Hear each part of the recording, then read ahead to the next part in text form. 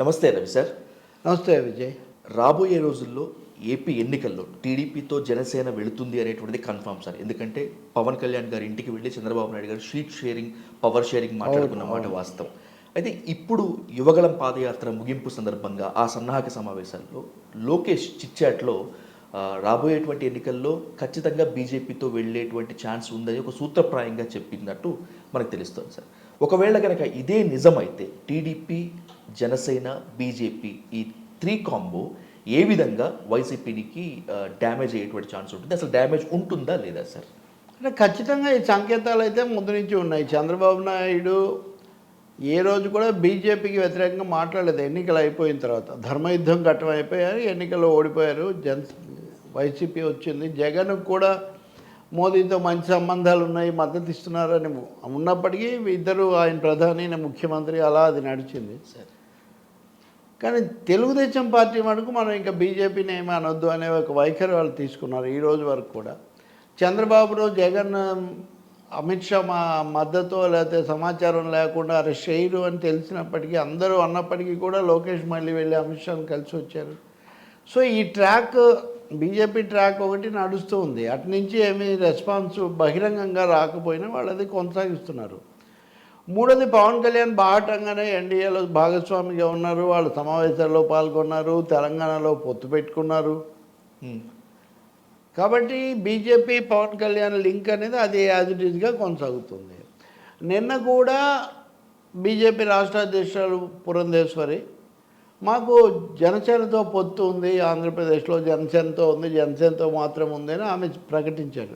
నిన్న కూడా, మొన్న చంద్రబాబు ఇక్కడ సమావేశం అవుతున్నప్పుడే ఆమె హరిరామ జోగయ్యను కూడా కలిసి, ఆయన కూడా మనందరం కలిసి వెళ్ళాలని చెప్పారని ఇవన్నీ కూడా వచ్చాయి. కాబట్టి ఇటు జనసేన కానీ తెలుగుదేశం పార్టీ కానీ, మొన్న అదే రోజు నాగబాబును, వాళ్ళ పార్టీ ప్రధాన కార్యదర్శి, పవన్ సోదరుడు, జనరల్ సెక్రటరీ, ఆయన అడిగితే మేమైతే బీజేపీతో కలిసి వెళ్ళాలని కోరుకుంటాము, అలా వెళ్తేనే రాష్ట్రానికి చాలా మంచిది అనేది స్పష్టంగా చెప్పారు. పవన్ కళ్యాణ్ కూడా ఎప్పుడు దాచిపెట్టుకుంది లేదు. పైగా ఆయన ముస్లింలను బుజ్జగించడానికి బీజేపీతో ఉన్నా కానీ ఇదేమీ ముస్లింలకు సమస్య కాదు, నేను ముస్లింల కోసం నిలబడతానని 1-2 సమావేశాల్లో ప్రత్యేకించి బీజేపీ ఉన్నా ముస్లింలకు ఇబ్బంది లేదని చెప్పడానికి ఆయన ఎక్కువ ప్రయత్నం చేస్తున్నారు. సో ఇవన్నీ మనం ఒక పరంపరగా చూస్తే ఖచ్చితంగా తెలుగుదేశం, జనసేన ఇరు పార్టీల నాయకులు బీజేపీ పట్ల చాలా సాఫ్ట్గా ఉన్నట్టు అర్థమవుతుంది. విమర్శ చేయకపోగా ప్రశంస ఇవన్నీ కూడా వాళ్ళు చేస్తూ వచ్చారు. నేను కూడా చాలాసార్లు చెప్పాను, నాకున్న సమాచారం ప్రకారం కూడా చంద్రబాబు నాయుడు జనవరి నెల వరకు కూడా మనం బీజేపీతో మనంగా ఏమీ వ్యతిరేకమొద్దు, తెంపుకోవద్దు, మనం పవన్ కళ్యాణ్కు 30 సీట్లు కేటాయిస్తే బీజేపీ కూడా 5-6 మనం ఇవ్వడానికి కూడా సిద్ధంగా ఉన్నామనేది సంకేతాలు కూడా పంపించారు. అందరికీ తెలిసిందే, 1-2 సార్లు ఢిల్లీ వెళ్ళి లోకేష్ కానీ చంద్రబాబు కానీ బీజేపీ నాయకులతో ప్రత్యక్షంగా కాంటాక్ట్ కోసం కూడా ప్రయత్నించారు. బీజేపీ ఇక్కడ ఈ 3 ప్రాంతీయ పార్టీలతో ఒక డబుల్ గేమ్ నడిపిస్తుంది తప్ప ఈ పార్టీల్లో ఏవి బీజేపీ పట్ల విముఖంగా, వ్యతిరేకంగా ఉండే అవకాశమే లేదు. Okay sir. అయితే ఇప్పుడు లోకేష్ చెప్తున్న దానికి ప్రత్యేక ప్రాధాన్యత. లోకేష్ చంద్రబాబు నాయుడు కుమారుడే కాకుండా ఆ పార్టీ జాతీయ ప్రధాన కార్యదర్శి, మాజీ మంత్రి కాబట్టి, పైగా పవన్ కళ్యాణ్తో పొత్తు చర్చలు చంద్రబాబు లోపల ఉన్నప్పుడు, జైల్లో ఉన్నప్పుడు బయట వీళ్ళిద్దరే ఎక్కువ చేశారు కాబట్టి వీళ్ళకి రాజకీయ అవగాహన కూడా ఉండే అవకాశం ఉంది. అతన్నే లోకేష్ను ఈ విషయంలో సందేహాలు ఉన్నాయి, మీరు ఏం చెప్తారని అడిగారు. రేపు యువగళం పాదయాత్ర ముగింపు దాని సందర్భంగా ఇచ్చిన ఇంటర్వ్యూలలో ఆయన్ని ప్రశ్న అడిగారు సార్. వాళ్ళకి అనుకూలమైన వాళ్ళు అడిగితే కూడా ఆయన ఆంధ్రప్రదేశ్ విభజించబడిన తర్వాత చాలా వెనకబడింది, సమస్యలు ఉన్నాయి, ఇది అభివృద్ధి చెందాలంటే కేంద్రంతో సంబంధాలు తప్పకుండా ఉండాలి. అంటే కేంద్రం అంటే బీజేపీయే మళ్ళీ వస్తుంది, మొన్న అసెంబ్లీ ఎన్నికల తర్వాత కదా కూడా అంటున్నారు కదా, అంటే అందుకనే మాకైతే కేంద్రంతో సంబంధాలు చాలా ఉండాలి, మేము ఒక్క అంశం మీద మటుకే అప్పుడు విభేదించాం, ఒక్క అంశం మీద మాత్రమే, మీరు ఇది అండర్లైన్ చేసుకోవాలి, ఆంధ్రప్రదేశ్కు సంబంధించిన అంశాల మీద విభేదించాం తాత్కాలికంగా. ఓకే. అంటే మతతత్వము, కేంద్రం పెత్తనం ఇలాంటి విషయాల మీద కూడా వాళ్ళకి ఏమీ విభేదాలు ఏమీ లేవు. ఇంకా మూడోది, కాబట్టి మేమైతే ఇలా, అప్పుడు వాళ్ళు మళ్ళీ చెప్తే కూడా ఆయన సూచన, ఆయన సంకేతం, ఆయన మొగ్గు స్పష్టంగా బీజేపీతో ఉండడాన్నే మేము ప్రిఫర్ చేస్తామన్న పద్ధతిలో అది ఉంది. నారా లోకేష్ గారి స్టేట్మెంట్నే కనుక చూసినట్లయితే సార్, ఆయన రాబోయేటువంటి పార్టీ కేంద్రంలో అధికారంలోకి రాబోయేటువంటిది కూడా బీజేపీ అని చెప్పి ఆయన పూర్తిగా విశ్వసిస్తున్నట్లుగా కనిపిస్తోంది. అందుకే కేంద్రంతో తాను సఖ్యత కోరుకుంటున్నట్లు రాష్ట్రాభివృద్ధి కోసం అని చెప్తున్నారు సార్. ఒకవేళ కనుక ఇదే నిజమైతే అమరావతి శంకుస్థాపనకు వచ్చినటువంటి ప్రధాని మోదీ కేవలం నీళ్లు కొంత మట్టి మాత్రమే ఇచ్చారని చెప్పి విమర్శించింది వాళ్ళే, ప్రత్యేక హోదా ఇవ్వకుండా ప్యాకేజ్ ఇచ్చి మోసం చేశారని చెప్పినటువంటి వాళ్ళే. అప్పుడు లేని నమ్మకం ఇప్పుడు ఏ విధంగా పుట్టింది అనుకోవచ్చు సార్? అవి తాత్కాలికంగా ప్రజల సెంటిమెంట్ కోసం నేను అలా దూరం అయ్యాను, ధర్మయుద్ధం అది కూడా ఏడాది మాత్రమే అన్నది చంద్రబాబు నాయుడు అని రికార్డు. కాబట్టి అప్పుడు చేసిన విమర్శకు కూడా వాళ్ళు ఇప్పుడు కట్టుబడి ఉండాలనే లేదు, ఉండకపోవచ్చు కూడా.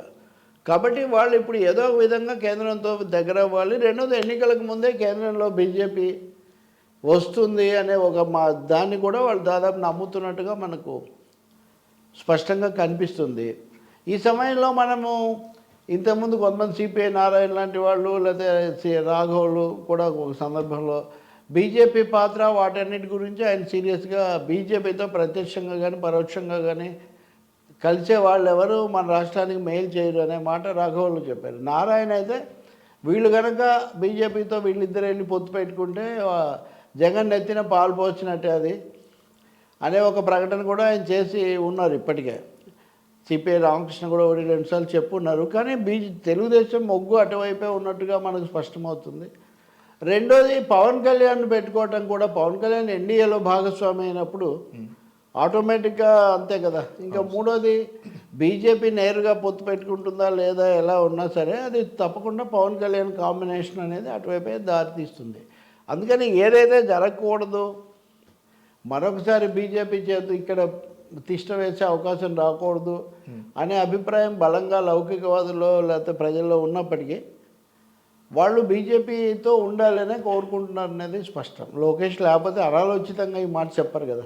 కీలకమైన ఈ ఘట్టం అది ఆయన విజయోత్సవ సభ లాంటిది. మరి అందుకని అటువైపే వెళ్తారనుకోవాలి. దానికి వాళ్ళు రాజకీయ మూల్యం చెల్లించాల్సి వస్తుంది అప్పుడు తప్పకుండా.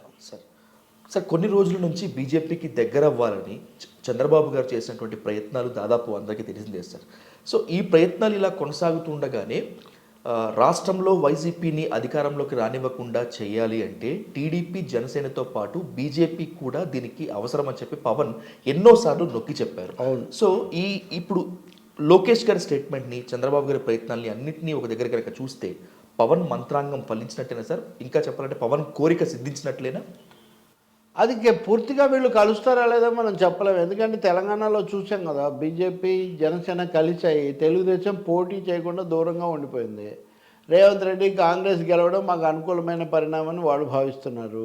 ఏకకాలంలో తెలంగాణలో కాంగ్రెస్తోనూ ఆంధ్రప్రదేశ్లో బీజేపీతోనూ వెళ్ళడం అనేది తెలుగు రాష్ట్రాల్లో అది ఎలా సంభవం అనే ఒక ప్రశ్న కూడా ఉంది. బీజేపీ అధిష్టానం దీన్ని ఎలా చూస్తుందో మనకు తెలియదు.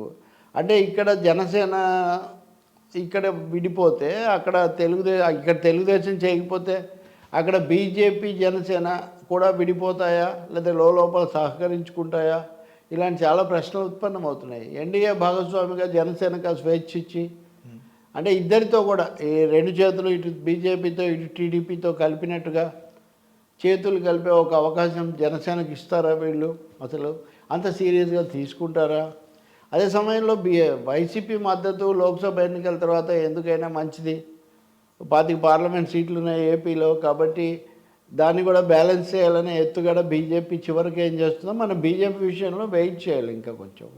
కానీ టీడీపీ అయితే ఓపెన్, ఇప్పుడు చేతులు ఎత్తేసారో వాళ్ళు పూర్తిగా బీజేపీతో వెళ్ళాలి. మేము వన్ సైడ్ లవ్ అనేది వరకు చంద్రబాబు నాయుడు జనసేనతో అంటుండేవాడు కదా, అది 2 సైడ్ లవ్గా మారింది ఇప్పుడు. అంతే కదా సార్. కుప్పంలో తన నియోజకవర్గంలోనే మీరు ఒక సైడ్ ప్రేమిస్తే కూడా ఇప్పుడు 1 సైడ్ లవ్ ఇప్పుడు బీజేపీతో చేస్తున్నారు. 1 సైడ్ లవ్ ఇద్దరు కలిసి బీజేపీతో 1 సైడ్లో. పవన్ కళ్యాణ్ కొంతవరకు పార్షియల్గా ఆయన సక్సెస్ అయ్యాడు, చంద్రబాబు ఇంకా అవ్వలేదు. ఇదేం జరుగుతుందో చూడాలి.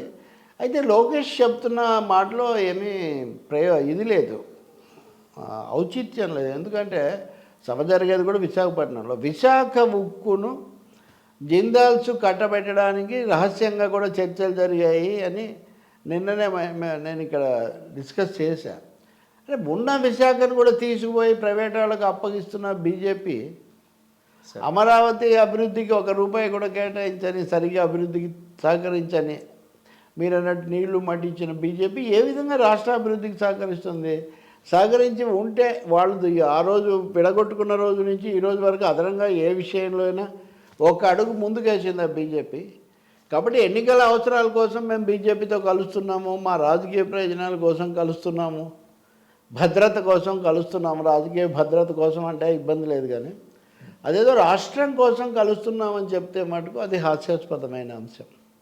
అలా నేనేం వైసీపీని కూడా నేనేమి వాళ్ళకు కూడా ఏం కితాబు ఇవ్వట్లేదు. వాళ్ళకు కూడా బీజేపీతో ఉంది, కానీ వాళ్ళకు ప్రత్యక్ష పొత్తులు కూటములు ఉండే అవకాశం మటుకు కనిపించట్లేదు. వాళ్ళు మద్దతు ఇస్తూ ఉంటారు మామూలుగా, ఏమనంటే రాజ్యాంగబద్ధంగా ఇస్తున్నామంటారు. ఇక్కడేమో కొత్తగా మళ్ళీ ఒకటి అంకురించడమే జరిగితే సార్ దక్షిణాదిలో బీజేపీకి ఠికానా లేదు అని మన తెలంగాణలో ఇంకోసారి రుజువైంది. ఇప్పుడు ఆంధ్రాలో కనుక బీజేపీని పిలిచి చంద్రబాబు నాయుడు కూటమిలో చోటు కల్పించి ఓకే సార్ కొన్ని స్థానాలు అవి ఇస్తే మళ్ళీ ఇంకొక రాష్ట్రంలో కూడా వాళ్లకు స్థానం ఇచ్చిన బాధ్యత లేకపోతే అది ఆయనకే చెందుతుంది. కాబట్టి సార్ థ్యాంక్ యూ సార్.